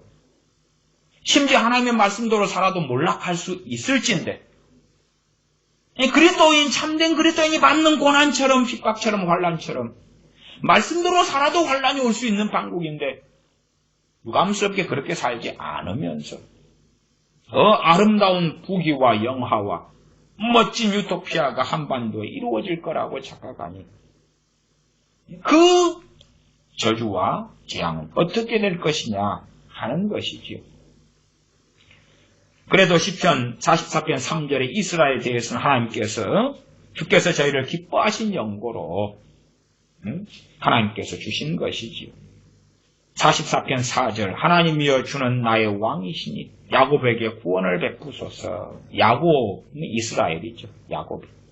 그러면 이제 야곱에게 구원을 베푸소서, 그것이 이제 우리 신약으로 와서는 이 야곱이 그냥 혈통적 야곱이 아니라, 물론 구약에도 당시에도 혈통적인 것 같지만 그 안에 참 이스라엘에 대한 이야기였죠. 그렇기 때문에 참 이스라엘이 아니었던 에서는 떠나가고 아브라함의 첫째 아들인 이스마엘도 떠나가는 거였죠. 그래서 야곱이 나오는 거예요. 아브라함의 또한 이삭의 쌍둥이 자식이 에서와 야곱인데 에서는 사라지잖아. 에서는 역사의 뒤안길로 사라지는 거예요. 그래서 에돔 족속이 나와서 이스라엘의 가시가 될 뿐이죠. 저주받은 민족이 될 뿐이다 그 말이에요. 야곱에게 구원을 베푸소서. 그러면 이제 지금에 와서는 제가 서두에 설명했던 대로 이것은 이방인과 유대인이 하나 된 그러한 진정한 하나님을 섬기는 유대인이건 이방인이건 그러한 교회를 이야기하구나. 이 야곱이구나. 그리고 이 기도도 그러면 하나님의 포괄적으로 한다면 하나님의 자녀들 백성들에게 주님의 백성들에게 구원을 베푸소서 하는 말씀이 지금은 되구나. 물론 주님이 땅에 오시기 전에는 이 야곱에게 그러면 이건 혈통적이면서 진정한 이스라엘에 대한 이야기가 되었고 주님의 십자가 이후로 주님의 피 흘리심과 죽으심 이후로는 막힌 담을 허셔서 하나 되게 하셨기 때문에 지금 우리에게 이 야곱이라는 것은 교회다 그 말이에요. 대체 신학은 이스라엘이 교회로 바뀌었다. 그건 교회가 무엇인지 기본적으로 알지 못하는 사람들의 이쪽 저쪽의 세대주의나 혹은 저쪽의 대체 신학이나 정신 나간 소리고 원래가 교회는 항상 그 안에 이방인과 유대인이 함께 있었다 그 말. 특별히 신약 시대부터는 그래 왔다 그 말. 그 정도는 이해해야 되지요. 44편 5절 우리가 주를 의지하여 우리 대적을 누르고 우리를 치려 일어나는 자를 주의 이름으로 밟으리이다. 주를 의지하여. 내 능력, 내 힘이 아니라 주를 의지하여. 그러나 이제는 자기 돈과 자기 권력과 자기 지혜와 자기 지식을 의지하지 주님을 의지하는 사람들이 어디 얼마나 있는가. 하나님의 백성들 가운데 진정으로 참으로 주님을 의지하는 사람은 얼마나 있는가. 6절 나는 내 활을 의지하지 아니할 것이라 내 칼도 나를 구원치 못하리이다. 대한민국의 기독교인들이 대한민국으로 인하여 무엇을 의지하는가? 활을 의지하는가? 힘을 의지하는가? 사람을 의지하는가? 무엇을 의지하는가? 또한 하나님 주신 은혜를 망각했는가? 잊어버렸는가? 대한민국에 주시는 그 부귀 영화를 망각했는가? 잊어버렸는가? 아무것도 없는 나라에서 세계 경제 대국이 되어서 때로는 11위, 12위, 7위까지도 되고 이런 경제 대국이 된 대한민국인데 그 은혜를 잊었는가 망각했는가. 젊은 세대들은 당연한 듯이 더 누리고 더 가져야 되는데 부족하다. 최소한은 대한민국이 언제가 될지 몰라도 이런 젊은 세대가 대한민국의 허리가 될 때 최소한 하나님은 절대 가만두시지는 않으실 거다. 대한민국이 꽤 지나가서 그래도 어찌어찌 공산화가 되어가는 중에 하나님의 긍휼 때문에 더 버틴다고 가정해도 지금의 청년 세대가 이제 장년 세대가 되고 20대가 30대가 된다든지 30대가 40대가 된다든지 그러면 저는 하나님께서 어떤 방법으로든 대한민국에 준 그 불을 수고하실 거야. 하나님께서는 나의 영광을 빼앗기지 아니하리라 말씀하시며 하나님께서 주신 은혜를 최소한은 하나님의 백성인 그리스도인들은 정확히 알고 있어야 되고 그러나 그리스도인들도 망각하고 살아간다면 당연한 듯이 알고 우리는 말씀대로 살았으니까 이 복보다 더 주셔야 됩니다. 더 떵떵거려야 됩니다. 사실은 그렇게 되어 왔던 모습들을 저는 상당히 지켜봐 왔습니다. 과연 하나님께서는 우리 편 내 편이 되실 거라고 생각하는가 하는 것입니다. 오히려 하나님께서 대적을 일으키신다고 성경은 기록하는 것을 확인해야 됩니다. 7절입니다. 오직 주께서 우리 대적에게서 구원하시고 우리를 미워하는 자로 수치를 당케 하셨나이다. 우리가 종일 하나님으로 자랑하였나이다. 우리가 하나님의 이름을 영영히 감사하리이다. 사실은 이렇게 사는 하나님의 자녀들의 시편 44편 뒤에가 환난과 고난을 당합니다. 종일토록 하나님으로 자랑하고 8절에 하나님 이름을 영영히 감사하는 이 하나님의 사람들. 첫째는 대표성은 우리 주 예수 그리스도 주님이시죠. 그리고 주님의 제자들. 그런데도 환난과 고난을 당하는 이야기가 나오는 거예요. 그리스도인이 겪는 의를 위한 주님을 위한 핍박과 고난, 복음을 위한 핍박과 고난. 그래서 이 뒤에 이야기가 이제 신약시대의 전반적인 이야기, 전반적인 신약시대를 이해하는 열쇠 중에 하나예요. 뭐 어떤 사람은 미국이 복음을 받아들여서 전 세계 강대국이 되었다. 뭐 그런 이야기도 하지만 그건 절대 진리가 아니라 한때의 이야기다. 한때의 이야기. 영원토록 그렇게 살지는 않는다 그 말이에요. 한국도 그렇고 미국도 그렇고 어디든지 그렇게 흘러가는 거. 흘러가지만 결국은 하나님의 말씀이 이겨서 하나님 말씀 따라서 어느 때에 말씀대로 살아가고 뜻대로 살아가며 하나님을 자랑으로 삼고 하나님을 영화롭게 하며 살아가는데도 의인이 받는 환난과 핍박의 때는 온다 하는 사실. 구약에도 그랬어요. 에레미야 선지자가 그랬고 이사야 선지자가 그랬고 구약의 진정한 하나님의 사람들이 진리를 전함으로 핍박을 받았어요. 신약에도 그렇고 당연히 우리 주님께서 그랬고 사도들이 그랬고 또한 신약의 진정한 하나님의 자녀와 백성들이 그러했다 그 말이에요. 그래서 어느 때 이스라엘의 순종함으로 땅이 들어가도 복을 받고 나가도 복을 받고 그럴 때가 있지만 그러나 궁극적으로 이루어지는 것은 말씀대로 순종하고 사는데도 환난을 받고 도망자가 때론 되어야 되고 핍박을 받는 자가 되어야 되고 환난 속에 있는 자가 주님의 이름 때문에 진리 때문에 되어진다 하는 것은 정확히 기억해야 돼요. 이 땅의 유토피아가 아닌 것입니다. 이 땅의 영광이 아닌 것이에요. 이 땅의 영광이 있다 할지라도 한때 안개처럼 한때 피는 꽃처럼 지나가는 것이 이 땅의 삶이다 하는 것을 아셔야 됩니다. 9절 읽습니다. 그러나 이제는 주께서 우리를 버려 욕을 당케 하시고 이들은 지금 하나님으로 자랑하는 사람들인데 버려서 욕을 당케 하시고 우리 군대와 함께 나아가지 아니하시나이다. 분명히 이 사람들은 하나님을 영화롭게 하는 사람들인데 이런 일이 벌어진다는 것입니다. 10절에 주께서 우리를 대적에게서 돌아서게 하시니 우리를 미워하는 자가 자기를 위하여 탈취하였나이다. 우리는 이 하나님의 사람들은 순종하며 하나님을 자랑하며 그러는데 탈취를 당하게 해요. 대적에게 돌아서게 한다는 게 패한다는 이야기, 후퇴하고 도망간다고 말이에요. 그전에는 하나님의 이름으로 대적에게 승리를 거뒀는데 죄를 짓고 악한 삶을 사는 게 아닌데 욥처럼 의로운 삶을 사는데 대적의 공격을 받고 대적에 후퇴하고 무너지고 도망자가 된다 그 말이에요. 대적에 돌아선다는 것이 지니까 도망가는 거예요. 도망가. 승리하는 게 아니에요. 우리를 미워하는 자가 자기를 위하여 탈취하였나이다. 11절에 주께서 우리로 먹힐 양 같게 하시고 열방 중에 흩으셨나이다. 이것이 이제 신약시대의 상당한 그리스도인의 삶이에요. 물론 유대인들 같은 경우도 흩었죠. 그러나 유대인들의 흩은 것은 달라요. 왜 다릅니까? 유대인들은 하나님께 반역하고 예레미야서를 보면 명확하게 나오죠. 하나님께 범죄하고 또한 주님께서 예루살렘에 대하여 선고하신 말씀, 성전에 대하여 돌 위에 돌 하나도 남지 않고 무너뜨리우리라. 예루살렘에 대하여 황폐하여 버림받으리라. 그러한 삶을 유대인들은 거의 1900년 이런 세월을 살았다고 말이에요. 지금도 전쟁이 끊어지지 않는 나라. 미사일 포탄이 날아다니는 나라가 지금 팔레스타인 이스라엘인 것은 평화가 없는 불안정 속에 살고 있는 것이 그곳이라는 것을 알 거다 그 말이에요. 그러니까 주로 이스라엘은 주님을 배반함으로 그래서 받는 환난과 고난이고 지금 44편 11절은 주께서 우리를 먹힐 양 같게 하시며 열방 중에 흩으셨나이다 해서는 디아스포라 유대인을 이야기하는 게 아니다 그 말이에요. 왜? 그들은 자기들의 죄 때문에 그리 된 거예요. 죄 때문에. 죄 때문에 디아스포라가 된 거예요.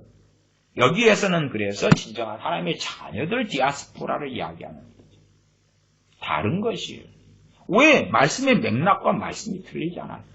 유대인들이 포로가 되어 끌려가는 것은 하나님의 경외였기 때문이 아닌 거예요. 죄 때문이지. 죄악 때문이고 하나님의 심판과 진노 때문이고.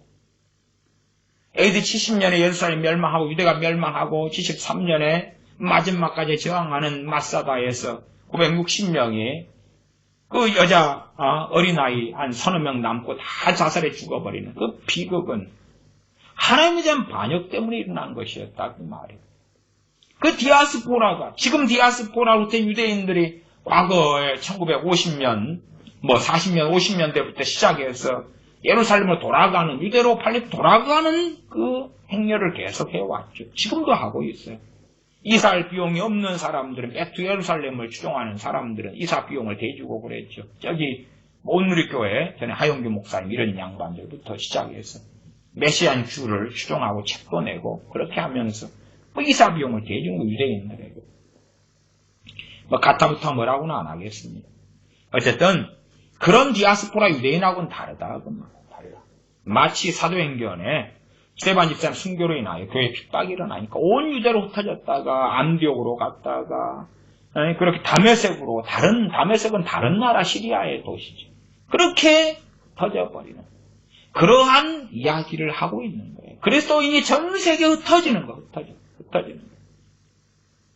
이것이 그리스도인이 걷는 기본적인 길이에요. 유감스럽게 상당히 많은 사람들은 자기가 사는 터전에서 영원한 도성을 만들려고 그래요. 영원한 도성. 그래도 이제 과거에 상당히 건강했던 흐름 중에 하나는 그렇게 안 있고 복음을 위하여 떠나기도 하고 선교사를 파송하기도 하고 그렇게 해왔던 것이죠. 물론 지금 선교사의 흐름에 대해서는 저는 그렇게 찬성하는 흐름은 아닙니다. 대한민국 선교사들의 흐름은 그렇게 찬성하지 않습니다. 방식 자체나 어떤 것들. 어쨌든 간에 그러지만 과거에 호주에서나 캐나다에서 미국에서 영국에서 한반도가 무엇인지도 알지 못하고 목숨을 걸고 왔던 그런 사람, 풍토병으로 죽어나가고 그러면서 복음의 씨앗을 뿌렸던 사람들, 그 선교사님들에 대한 존경심은 당연하게 우리가 가지고 있어야 되고 당연히 가져야 한다 그 말. 그렇게 보냈기 때문에 그 나라들의 상당한 하나님의 긍휼과 은혜가 있었다라고 저는 말씀드려요. 하나님의 백성들, 자녀들은 흩어져야 되는 자녀들, 백성들이지요. 하나님 말씀대로 살아도 이 땅에서 영원한 아방궁을 짓는 것이 아니라 그러면 대한민국이 아직은 하나님의 복을 받고 있을 때에 첫째는 대한민국 국민들이 어떻게 생각하고 알아야 할 것이냐. 두 번째, 말씀대로 살아도 때로 하나님께서 흩으시며 심판하시며 진노하시며 그런 것처럼 보이는 일들이 벌어진다 그 말. 핍박이 일어나고 환난을 그리스도인이 당한다 그 말. 그럴진데 말씀과 어그러진 삶을 살며 심지어 많은 교회들이 목사가 우상이 되고 진리를 따라 살기보다는 목사가 잘못된 설교를 하면 말씀을 가지고 확인을 해야 되는데 목사가 교주화가 되니까 확인을 안 하는 거예요. 왜 확인을 안 하느냐 그 말이에요. 잘못된 말씀을 전하든지 심지어 사도 바울이 말씀을 전했을 때 베레아 사람들이 신사적이어서 말씀이 이러한가 하고 상고를 했는데 왜 살피지 않느냐 그 말이에요. 살피지 않아. 강단에 설교를 해도 말씀 중심의 설교를 안 해요. 이런저런 예화들 끌어다가 엉뚱한 이야기나 하고 엉뚱한 철학이나 갖다가 헤겔, 엥겔스, 어떻게 키에르케고르, 니체, 어떻게 갖다가 쓰면서 하나님 말씀은 어떻게 천시하고 등한시하느냐. 이상한 간증들이나 갖다가 쓰고 참 비극적인 시대에 삽니다. 하나님 말씀을 추구하고 말씀의 길을 걸어야 됩니다. 목사를 추종하며 교주화가 되어지며 목사를 따르는 게 아니라 말씀을 따라야 되는 것이죠. 말씀을 따라야 됩니다. 아무리 내가 좋아하는 목사라도 말씀과 어그러지게 전하면 내가 하나님을 사랑하고 하나님 편 진리 편에 서 있는 사람이라면 아니다. 함께 할 수 없다. 결론이 나와야 되는데 아니 내가 좋아하고 따르는 사람이기 때문에 무조건 맞아. 무조건 그 편에 서야 돼. 무조건 맞아. 그를 반대하면 적폐고 반대하면 주사파고 반대하면 간첩이고 반대하면 공산당이고 참 포악한 그러한 악한 민족들, 악한 종자들을 저는 많이 체험하고 봅니다. 대한민국에 하나님의 은혜로 주신 것이니 은혜로 주신 부귀영화, 은혜로 주신 복지 그에 대하여 마땅히 감사하며 찬양해야 합니다. 나아가서 말씀대로 살아도 그 부귀영화는 계속되지 않을 수 있다는 것을 시편 44편을 통하여 알아야 되고 주님을 위하여 남은 고난을 육체에 채우고 주님을 위하여 고난받으며 환난받는 진정한 그리스도인의 삶의 길을 우리는 다 걸어가야 됩니다. 기도하겠습니다. 아버지 하나님, 우리들이 어리석은 자들이 되지 아니하여 이 땅에서 어찌하든지 잘 먹든지 잘 못 먹든지 간에 의를 위하여 핍박을 받으며 고난을 받으며 주님을 위하여 살아가며 진리의 사람, 말씀의 사람, 성령님의 사람, 주님의 사람으로 살다가 부끄럽지 않게 주님 앞에 서게 하여 주시옵소서. 세상의 유토피아의 환상에 젖어서 이 세상 나라가 마치 하나님의 나라인 것처럼 생각하고 착각하며 세상 나라의 사람으로 달려가다가 비극을 만나 단식하며 절망하지 않고 어찌하든지 하나님의 나라의 백성과 사람으로 하나님의 말씀을 기반하여 주님을 따르며 살면서 주님 앞에 서게 하여 주시옵소서. 우리 주 예수님의 이름으로 기도하옵나이다. 아멘.